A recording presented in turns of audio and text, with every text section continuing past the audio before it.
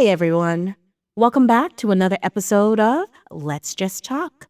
I'm your host, Kristen McIntosh, and today we have an exciting guest joining us, TV and film actor, entrepreneur, as well as acting professional, William Jefferson. William has made his mark in the entertainment industry, working on a plethora of projects, as well as helping individual artists climb up the ladder as he did himself.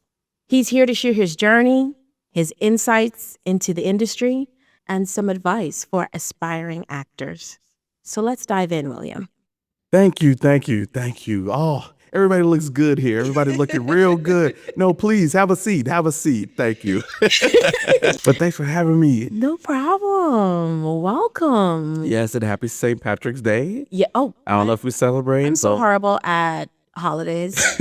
I mean, I'm 34 years old and I still have to reference when the federal holidays are. I don't keep up with them. Look, Instagram, Twitter, and TikTok will tell you it. It will, but I've been trying to stay off of TikTok a little. Yeah. I feel like TikTok is slowly replacing Google search. And apparently, TikTok has some limiting views, limiting information. So I'm like, you know what? Let me go ahead and detox my mind from doom scrolling because I will doom scroll until like nothing o'clock in the morning. I actually forgot my password. That's good. Yeah. That's Okay. good. Don't reset it. Not yet. Not yet. So welcome to the show, William. I am so excited to have you here. Let's start with your journey. What first got William into acting? And what was your breakthrough moment? Don't spare any details because we love stories here. I got you. So what started me with acting? So I remember watching Disney Channel, watching Nickelodeon, like all those shows. And I'm like, I can be one of those stars. And so I told my parents, but they was like, no, you want to be a doctor or you want to be a lawyer or a teacher. But the thing is, they just didn't know where to go, where to take me to. So I had to wait until I was 18 to start. I did a popular web series called Juke, a Chicago Story. And it was a kind of like a soap opera for Chicago. It had a bunch of drama. And I was a comedian. So I was 18. I was always lying. I was always stealing, didn't want to go to school. I had a best friend who I would blame everything on. I had 3 girlfriends on the show. What? And so it actually hit 1 million views on YouTube. And I got a big fan base from it. And I was a senior at this time. And I'm like, man, what do I do? And so I'm a man of God. And so I prayed. I was like, well, what do I want to do? Because there was people in my ear still telling me like, No. that's not a real career. Yeah. You need to be in STEM. Stability. So, Yeah. and so I was just like, okay, if I do go away to college, where am I going to go? So I went to HBCU. I went to Miles College. I studied communications. And I actually wanted to do theater, but the theater program got taken away because it wasn't that many, to sign up. And so I was going to actually do social work, but my advisor was like, you need to go where you really want to do in life. And so you feel stimulated. Yeah. Where you're inspired. yeah, because I was in that class and it was just like, womp, womp, womp, womp. And I was Really like, spoke to okay. you. Yeah. So I started young and I still had that mindset in college. And so I studied communications because communications taught me radio, TV, film, Yeah. and podcasting was a thing. Yeah. It started. So I wanted to direct, write, and act. And so I would say at 18 and throughout my college years is when I truly started. Truly put your foot in there. Wow, your story is similar to, you're from Chicago. Isn't it? Yeah, Chi-Town, Windy City. So your story is similar to, she's a previous guest that I had on the show. Her name was Kanisha Yes, Jackson. I know her. Oh, you do? Yes. See? We actually did a Target Industrial in Michigan. There you go. It's so funny. I know her. There you go, because her background's similar to yours, communications, broadcasting. Yep. And honestly, I think She's done some work and she just most recently was awarded a voiceover Yep. award. So yeah, that's pretty cool. Yep. Wow. For those of you who are not in the industry and just tuning into this podcast for inspiration, the acting industry is small. It is. Everyone that is seeking out training, everyone that has possibly been on set in the Southeast in particular, has crossed paths with someone that is still on this journey. Absolutely. So, And you better treat people right, yes, word gets around. because there is such thing as blacklisted. I was going to say blacklisting is a thing. It is. It is a real thing, and you don't ever want to be on that blacklist because your opportunities, mass majority of them, once you are popular in the industry, is going to be word of mouth. And we might go viral for this. Right. But it's the truth. Yeah. It seriously is the truth. And so, yeah. Yeah. So, William, a lot of people see the glitz and the glamour of Hollywood, but there's so much hard work behind the scenes, as you know. Yes. What's one misconception people have about working in TV and film from William's perspective? Oh, man, this is a good question. I've done some podcasts here. We getting real. That's what I'm talking about. That's the point. We're sitting down, we're talking, and we're keeping it real because there's somebody out there that needs this advice, that's tired of Googling, trying to figure out where can I find someone to meet me where I am. Well, let me tell you, training is number one. And a lot of people, because I get clients that I help people get signed to agents and managers.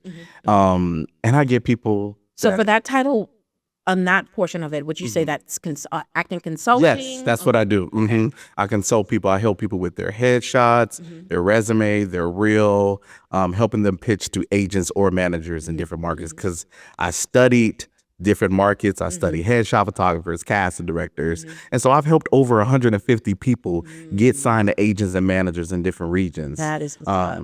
So I see what the agents and the managers want and what they don't want. And so when people challenge me, I had a person before that was like, I have to be in acting classes to be an actor? Yeah. Are you serious right now? So you mean to tell me that doctors don't need to go to medical school to be a doctor? You mean doctors don't need to be a resident before being a doctor? Exactly. You have to keep your feet warm. If you're not on set, you need to be in classes. Yes. Because you can get rusty and you need that critique of a third eye, And I think that's so important to booking because there's going to be drought seasons and not just, I think it's not just about training. I think it's about community. Yes. You're going to need that. Ooh, you hit it right there. Community, and can you take direction from somebody else other than yourself? Yes. Because you might be the best actor, but can you take direction from somebody else? Exactly. And direction comes in so many different formats. Yeah. Being on set, you can get that direction from the AD, producer, the director himself. But if you're not able to capsulize what that person is asking for and actually portray that on camera in a split of a second, it is definitely not the industry for you. Exactly. Everybody has to train. Even the best of the best singers have to train. Beyonce and Jennifer, like everybody has to train. Religiously, not just one time, religiously. But if you are trying to save, I would advise you to, if you do take a pause, not make it permanent, but temporarily pause, but still do your research. Read books. Absolutely. Go see plays. Those are very helpful. Listen to podcasts. Yes. Get together with some friends and read scripts. Yes. Let's just talk. Listen to everyone's advice that they're sharing for free. Yes. Yes. So for actors just starting out, I know we talked about this briefly before we went live. What are some key things that you tell some SLTs that they should know before stepping into the audition room, before stepping behind the camera, and then also for just being consistent, that mindset that they need to have instilled with them when they walk in the room? Who are you? Who are you? Where did you come from? Where are you now? And where are you trying to go? I tell my clients, like, be confident in who you are, whether you're black, whether you're white, whether you're fat, whether you're skinny, you disabled, if you're LGBTQ, if you're Jamaican, if you're American. Be who you are and be the best person. Right. Because Right. you are wanted and you are needed. There's a role for everybody. Yeah. And you have to be confident. Don't try to be like the next man or the next woman. Yeah. I get clients to tell me all the time, like, hey, Will, I think I should cut my hair because I think I'm going to get more roles. No.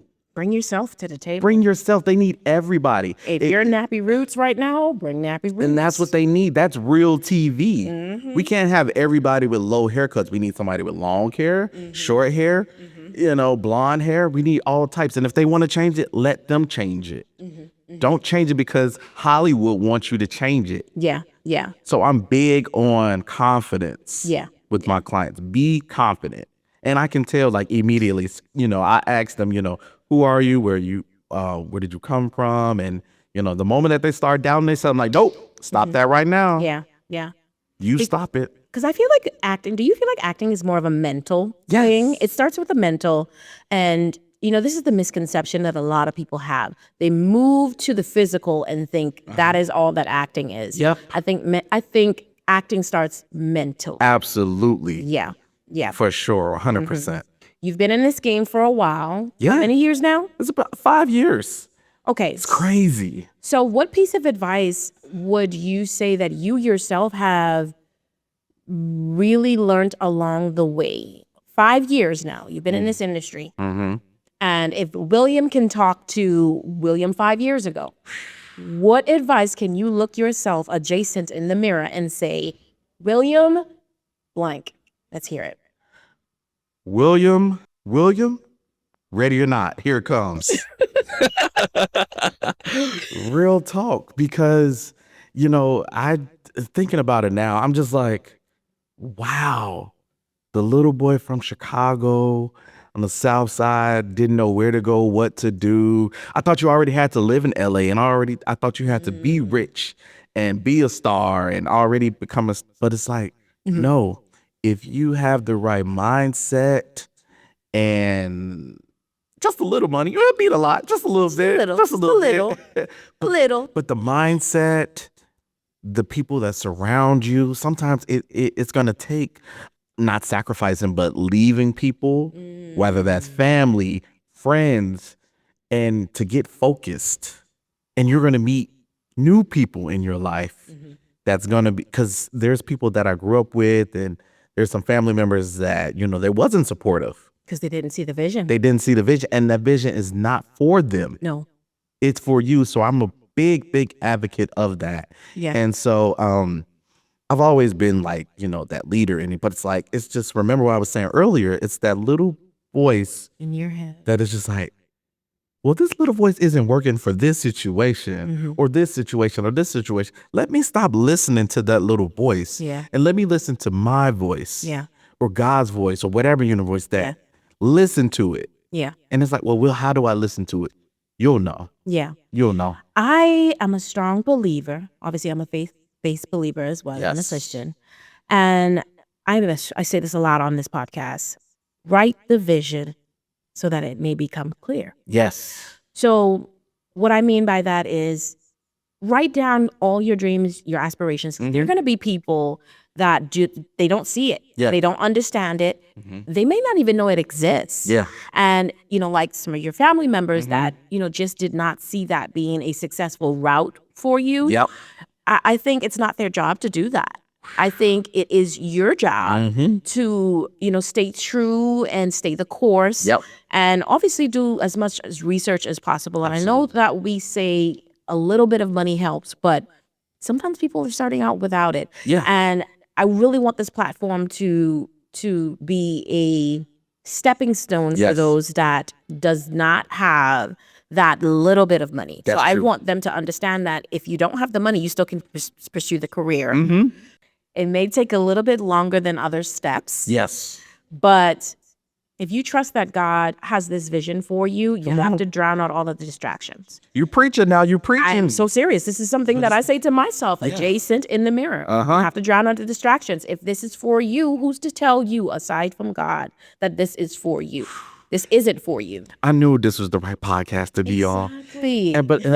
And you know what? I'm also an advocate of you're gonna make time for what you want to make time for. Yes. Yes. Now I also get clients that will say they don't have the money, but I'm like, okay, because I have an assistant too that and a business partner, and we're in like a group chat.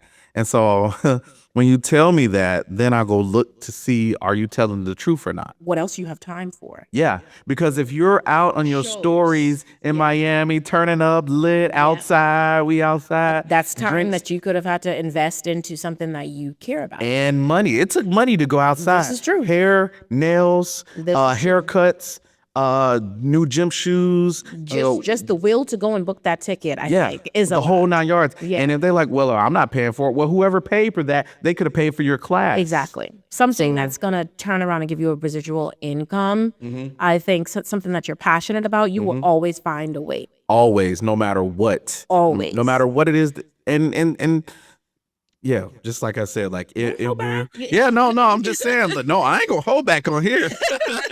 It might be the other ones, but I'm just saying, for me, of course, grace, because my assistant's like, well, give some grace, and I'm like, no, let me show you what's going on. And so, and the reason why I'm like that is because life is kind of not like that. I always get my clients ready for that. Yeah. Excuses like Hollywood doesn't care. They're like, oh, they don't have the money for this. Somebody else will. Somebody will. There's somebody out there with 10 roommates in LA. That's it. Trying to make it happen. Sleeping in their car. Exactly. So sometimes you have to do certain things like the that. unthinkable. Don't be too prideful. There's some people like, well, I would never work at McDonald's. I got a degree. Yeah. So that's what I mean by that. So the thing is with that, I would say, and I'm very honest. Be honest here now. If you find yourself in a situation where you're just doubting some of the choices that you have to make in order to make it, this may not be the industry for you. That's it. Because this is an industry of risk. Yes. And honestly, it's not just acting. Anything that a person just steps out of the norm, what society considers the norm of making money and just having a career in, is a risk. Yes. It's a risk. The girls that are out there doing the nails and hair, they're taking risks. Yes. And something as big and grand as acting has so many layers to it. Sure does. You need to train in order to do this. You need to look the part in order to do this. That means staying healthy, eating healthy, taking care of your skin, taking care of your body, and also taking care of your mind. Yeah. I am a strong believer in mindfulness as a therapist, and I approach acting from a therapy stance. I love it. To check in with myself every so often. You have to. To remind myself that if this is truly for me, I need to be doing X, Y, and Z. That's it. And I write those things down and I revisit those things regularly so that if there is a moment where I have disparity or I just feel weak and just not able to see inspiration in anything that I'm doing, I go back to the written goal. Yes. So that the vision can continue to be made clear in my actions. So I would say that to those individuals who are not giving that 100% because they don't have the money. Do you really want it? Exactly. How bad do you want it? And we're not saying like, go sell your soul or go prostitute out there or go do something crazy. Not even necessary. Be realistic. Be realistic with whatever it is that you want. Be intentional, and you're going to get it. I'm one of those people where, you hear in the commercials, if I can do it, you can do it too. Anybody can do it. It's the truth. But not everybody has the will and the desire to do it. That's it. Because if they did, everybody else can do it. Now, I know that's like a double entendre, but it's like, okay, if you really want to do something, we all could be doing this. If you really want to do it. If everybody wants to do it, we can all be doing it. But if Tom is not consistent, if William is consistent, if Kristen is consistent, who do you think is going to see results out of the three of us that want to do it? it's going to be William and Absolutely. Kristen. Yeah. It brings me to say consistency is key. I think whatever you set out to do, consistency is always going to be the best. It's going to bring the best result. This is a masterclass right now. I'm telling you, the people better be taking notes. I'm telling you. William, you better not be inflating my I head. am so serious. I'm going to be going back and writing this down. Do you hear me? We need to be having a part 2. Because this is good. This is real good. I love it. I love it. You're always welcome back. Yes. Always welcome back. This is a platform for knowledge. And as you know, knowledge is, I feel, is never ending. Yeah. So if ever there is additional knowledge that you feel like you weren't able to share on this podcast, William, you will be back for part 2, 3, or 4. And before it slips on my mind, what I also want to say was nothing is going to be handed to you. No. You shouldn't even want it to be handled. You shouldn't even want it easy. No.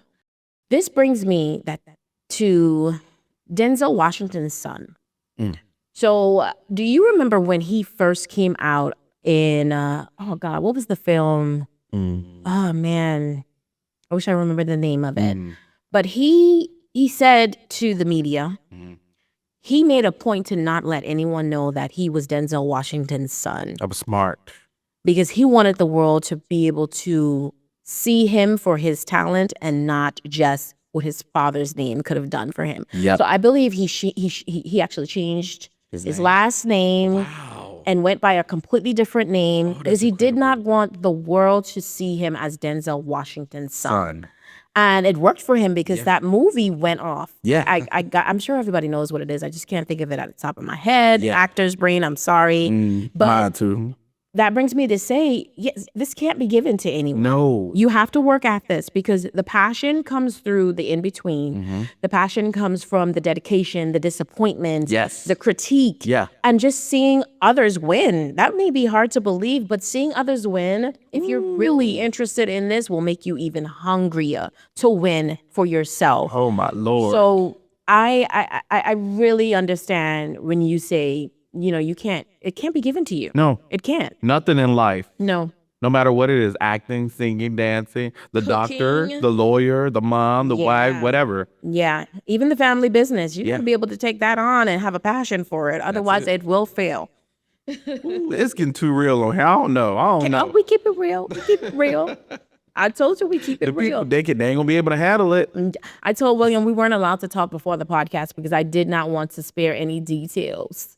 And so everything that William is talking about is either the first time being said out loud or it's just authentic conversation. Yeah. Okay? So it's not scripted and it's just information that each talented individual that comes on this show has to give back. Yes. Okay? So grasp that. So, William, I do want to talk a little bit about all of the goodness that I'm seeing on your IMDb. Okay. So let me just start going down all these credits. And for 5 years, this is an impeccable resume. Well, thank you so much. I appreciate that. So from Law and Order, Chicago PD, Chicago Fire. Now, how's this pronounced? 4400? 4400, yep. 4400. And then obviously we have a plethora of additional credits on there. ATL Homicide, Hell's Half Acre. Oh my gosh. Yeah. You're gonna have to cut that one out. But just tell me a little bit about your experience on some of those sets or all of those. Yeah, for sure. So after I graduated, came back to Chicago. I went to Miles College. Shout out to my HBCU in Fairfield, Alabama. I don't think it's, I shouldn't say that. I didn't go to the HBCU, but I do respect you guys. Yes. Where'd you go to college? I went to an art school. I went to the Art Institute. Okay, nice. Still good. Still good. You Black, so that's all that matters. So you invited to the cookout and the homecoming. Good. So I started as background, and my aunt was actually my auntager, actually, because that's one family member that did stick with me, and I told her my dreams, and she was the one that told me, like, hey, nephew, you know, I know you still want to act. I know somebody that does acting, and they're in background. So these are the platforms that you can go apply on Facebook. And So I did, and I started to do background on Chicago Fire, Med, Shameless, Empire, like all these shows that were going on in Chicago. And after I was doing background, I was like, okay, this is cool, this is fun, but I'm like, You want more? how do I get a speaking role? Yeah, yeah. And so people were telling me like, well, you need to go to this school, you need to get headshots, you need to go to class, you need to do this, blah, blah, blah, blah. I was like, okay, I'm going to this class. I keep hearing the same names for headshots, same name for schools. I'm like, all right, writing it down. I'm like, you need an agent. I was like, okay. Work on that. I was like, 6 months, I'm going to get an agent. I got it in the 3rd month. And I started to audition. And this was 2019 going into 2020. So I had my first in-persons a little bit. And then 2020 happened. And so we It's all a common topic, by the way, and with anyone that's come on the show, 2020. It's like doomsday. Don't. But for me, 2020 was actually some good because I met so many people virtually in class. Yeah. Clubhouse was a thing. I don't know if you remember Clubhouse. I'm still on there, and I have not done one thing on. I know I joined, Yeah. but I didn't do anything else. Clubhouse was it because casting directors, agents, managers, producers, writers, Throwing out insight. everybody, like people who you could not see or get in touch with were there. Yeah, because it was a scary time for both sides of the industry. Yep. You know, I think casting directors were afraid that they won't have their they won't see their top talent choices anymore. Yep. Or maybe people would have been afraid to go out on set. Yep. And then, of course, you know, set had a lot of rules and restrictions. Yep. So they were probably afraid that they were going to lose some talents due to, you know, COVID. Yeah. And then obviously we were afraid of the unknown. Am I ever going to book again? Am I ever going to audition in person again? So I know I was just like, damn, what am I going to do in my life? I think, honestly, 2020 was really busy for me. I actually auditioned a lot. 'Cause during 2020, I became SAG. Did I? Oh, no, my memories. I think I became SAG eligible and just decided to hold off on just going to union status to become SAG. So I was able to do non-union projects. Okay. But for some reason, I remember getting a shit ton of commercial auditions. Yeah, There was a lot.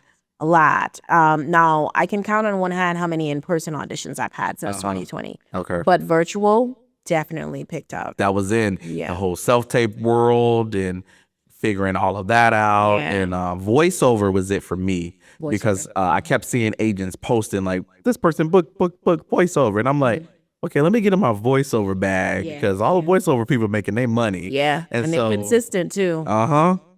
So I got my reel for voiceover. And then once they started to do the shots, the COVID testing, that's when things started to get go back. And so I booked my first co-star, Chicago Fire. Shout out to Claire Simon and Ms. Page, who may she rest in peace. She was my agent. But a little rewind back. So I had an agent that wasn't the best. And so I left them. I left the agent. And 2 weeks after I left that agent, I got with non-exclusive agents and I booked 2 weeks later. Yeah. It's crazy. That's really what happens. You know, a couple episodes back, I talked about this. And I think every actor knows when the time comes to switch. Yep. Or just elevate their team. Yeah.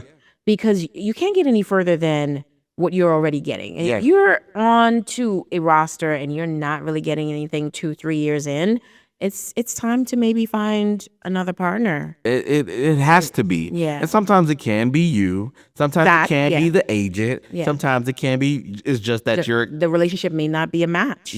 or maybe there's nothing really out there for you in the casting. But I was finding out that no, it was some stuff out there for me. And I was just like, well, my agent at the time just did not have those relationships. That too. And it just is what it is. And once I found that out, I was like, okay, I switched. Yeah. Booked Chicago Fire. It was amazing. And that's a good first Yes. co-star. Claire Simon, Dick Wolf, and everybody was so welcoming. And it was like, welcome to Chicago Fire. We're the best out of all the three. And, but I was already doing background with Chicago Fire. So I was already familiar with the setting and one of the people in the crew had texted me like the night before, was like, I see you on the call sheet. I was like, this is so dope. I mean, it That's was inspirational too, to move from background Yeah. to actually main cast sheet. Yep. That's good. And then what's so funny is the week later I booked the background for Fire again. I got back on set. I was like, wait a minute. I was like, that's unique. Yeah. That they allowed you to do background and also gain a speaking roles, because some productions Yeah. do not allow you to jump from background. well, they didn't know. Oh, They didn't know. So, especially with the background, like, and it was scenes where it was a lot of people. So they don't, the speaking roles in the background, casting, they don't really align, Communicate when it communicate comes to- sometimes. Okay. So, I went back and I was like, what am I doing back here? it felt different, right? It felt you got a different. taste of that. I was like, I was just in the trailer. I was just first Being referenced by your first name. I just had a van pick me up, and I was first in line to eat, and I was like, what is this? But I appreciate background so much because you meet so many people on set. Like, yeah. crew, That's there's true. some PAs that are directors, that are writers. There's extras that are also actors and writers and directors. And so I built my connections through extra work. Every time I was on extra work, connecting and creating with people, my network has gotten so big because of that. And it truly is a blessing because people want to work with me left and right Yeah. because of that. And I've put people together. I'm like, hey, I know this writer. Hey, I know this director. So I actually see myself as a showrunner, putting people together and teams together based off who I know. And Yeah. so my grandmother taught me that it's about who you know and what you know. Yeah. And treat people nice, regardless of what. Me and my grandma sometimes we like go at it. I'm like, but grandma, no, they treated me. But like I've seen my grandmother and my mother and father, so many people want to work with them because of their work ethic, Personality. their personality, their work ethic, and just putting themselves out there. Yeah. And I'm like, wow. Yeah. I strive to be like that. And so I've done that in Chicago. So after that, start to book commercials because I didn't think that I could book commercials at first. Why? I Because said that. Why? because an agent actually was just like, yeah, you're not for commercials. It was What actually does that even mean? exactly. You're an able-bodied individual. Exactly. Why would that? Why? And it's crazy. So I was like, no, I can book commercials. And so I got a mentor, shout out to Wendy Elaine Wright, and talent managers for Actors Group. She told me, she was like, you can do whatever you put your mind to. Yeah. I know why you're not getting commercials. Where's your commercials headshots? And I was like, oh, I need commercial headshots. I You need have to the show. perfect personality for commercial. Well, thank you. Thank you so much. And I start to book commercials left and right. And so now I was balancing TV and film and commercials. I'm like, okay, I don't want to be stuck in TV world. I don't want to stuck just in commercial world. Let me balance it. Yeah. And then I start to book. Then I booked Chicago. 4400, short films, independent films. Oh, while I was doing extra work, I was also doing independent films. So stuff on Tubi. So you and kept Amazon bringing in Prime. money. Yeah. Yeah. I was bringing in money on top of working in school systems. So I'm also a teacher assistant. So okay. I was balancing all of that, teaching assistant and working in the craft. So I can talk on all angles when it comes down to background, when it comes down to independent films and mainstream. And now being a proud SAG AFTRA member now. Yeah. So I could be in all those hats. And so it's truly a blessing. It is. It Fire, PD, Law and Order. So I'm Dick Wolf's favorite. I'm coming for FBI next. That's my next. And you'll have it. I'm pretty sure you'll be back releasing the date Yup. shortly. We're going to speak that into It is in existence, and it will happen. As long as you want that, it's going to happen because it's already yours. Yep. So it's been a blessing to be able to do, all that. And here I am now. Here I am. Being a blessing to others. Yes. Yeah. It truly is. I was going to say that you do have, I don't know, I said consultant, but none of you've confirmed that you taught. I see that. Yeah. I see that. Yeah. Because you seek to give, correct me if I'm wrong, Yeah. knowledge back. I do. And that's really what teachers do. Yeah. They do the hard work so they can give it and pass it on. It's so funny that you say that because, yes, the goal is to open up my own studio. So when we open in the studio up so that we be promoted on this podcast. Absolutely. I think I would say, hey, we're going to give maybe about a year or two. A year or two? We're going to go with Why a year not or within two. the year? Why not within a year? Or you feel like the time is not right?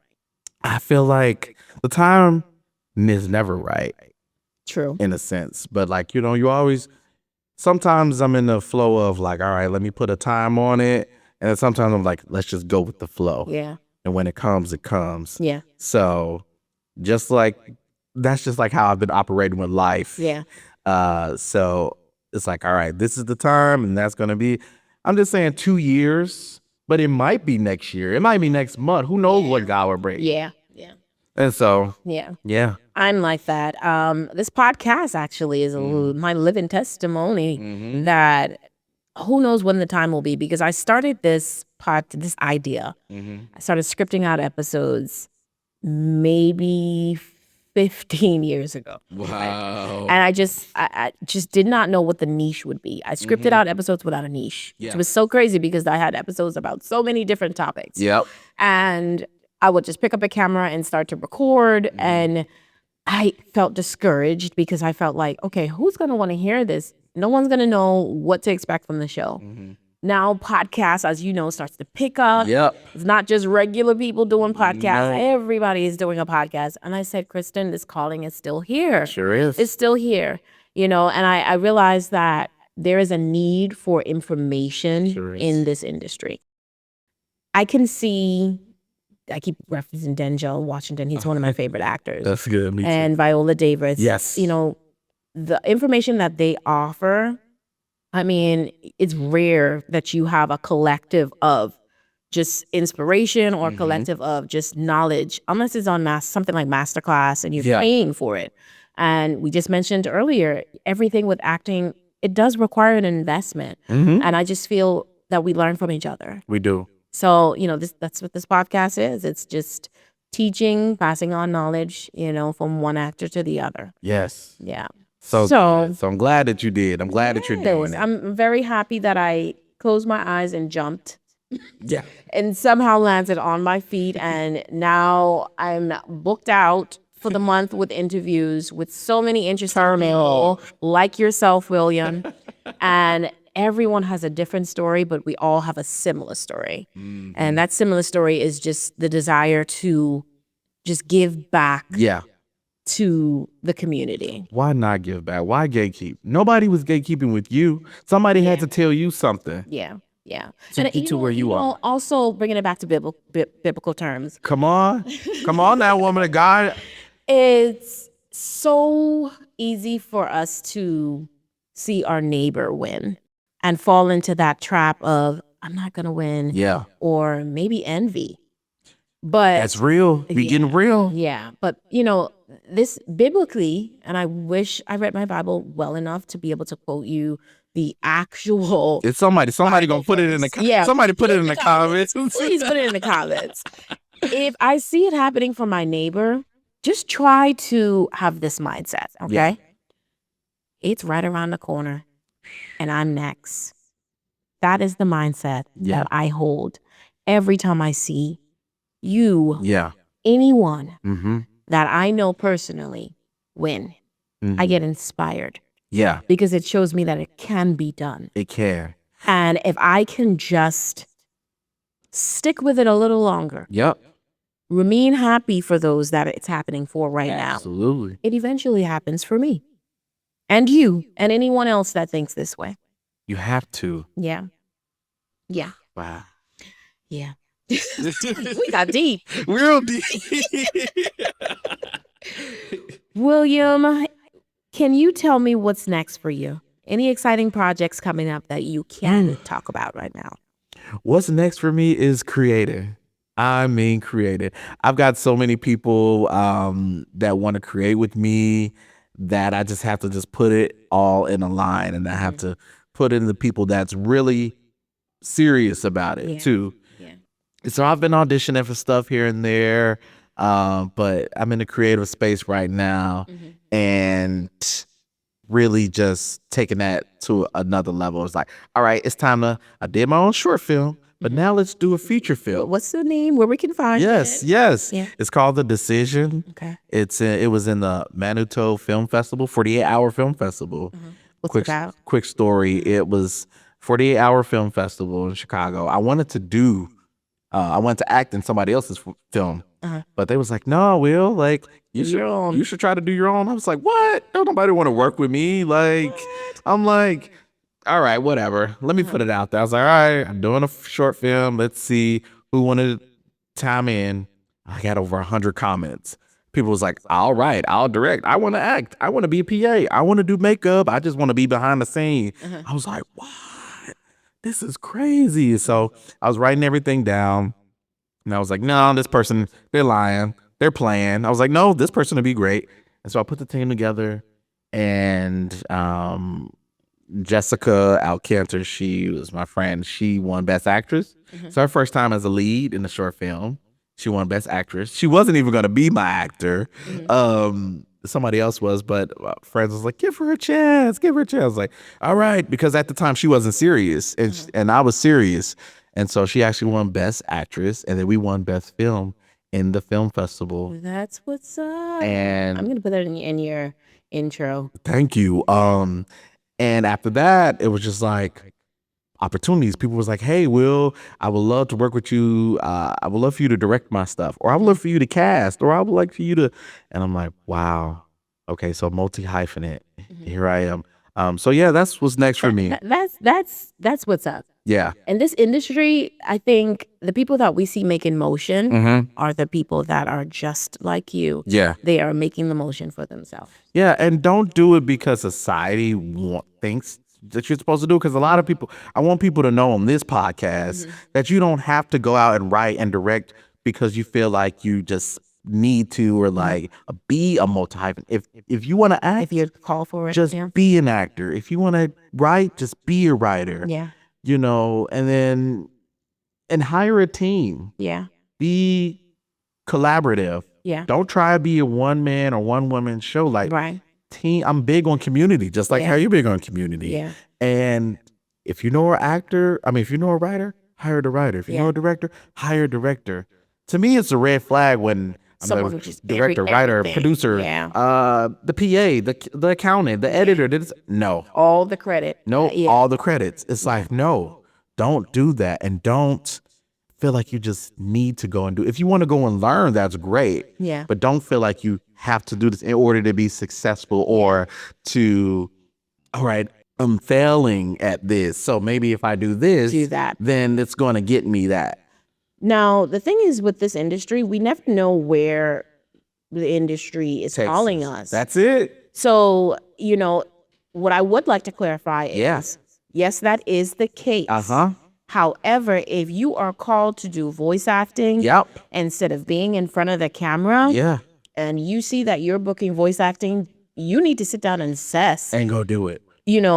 Whether or not you really and truly okay with taking off with voiceover acting versus TV and filming. Because if you're interested in this industry, it shouldn't matter. It shouldn't. And a lot of people think that too. They want to just be in front of the camera. They just want to be the spotlight. Yeah. They feel like if I'm behind the scene, I'm not being seen. If I was a voiceover. See, I feel like that person is in it for the wrong reason. They are. And I call them out every single time. I promise you I call them out. And I'll just be like, well, have fun with that. Good luck with that.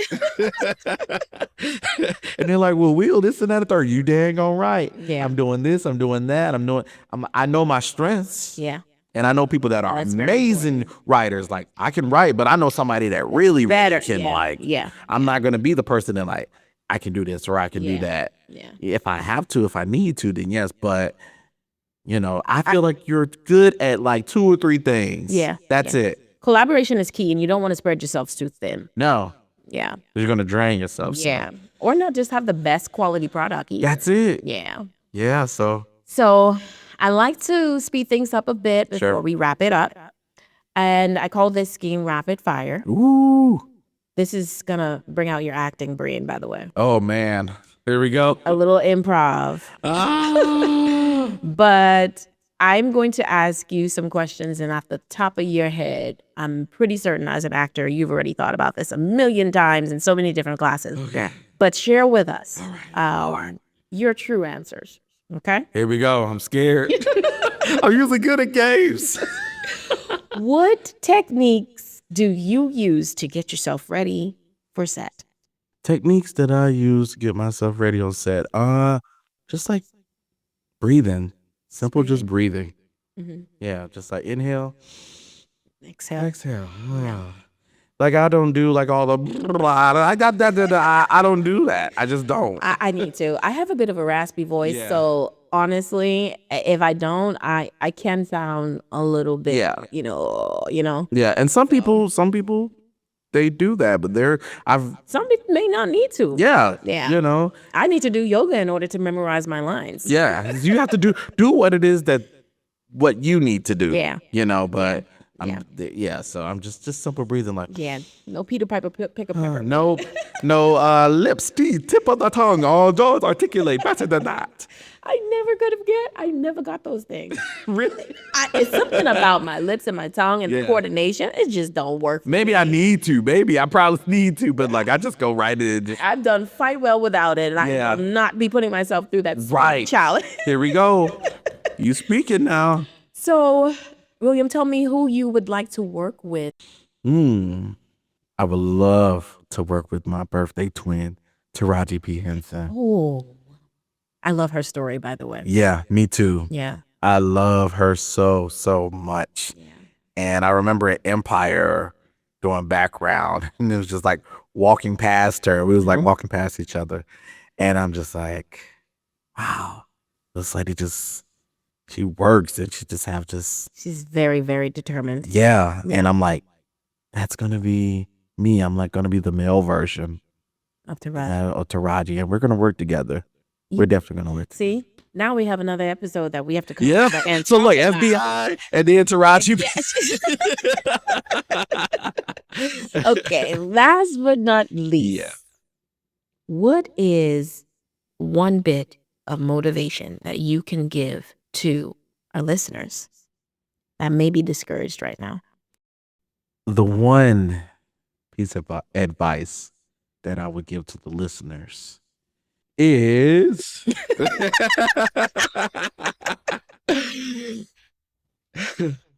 oh, let's take a pause. Take all the time you need. Okay. If nobody told you, mom, dad, friend, best friend, lover, significant other, whatever, you can do it. You seriously can do it. And it's not going to take much. It will take money. It will take faith. It will take sacrifice. It will take hard work, dedication, networking, putting yourself out there, losing friends, gaining friends, moving, crying, screaming, shouting, losing weight, gaining weight, changing your appearance. Like, that's just life. You're going to be continuing to just change and give yourself some grace.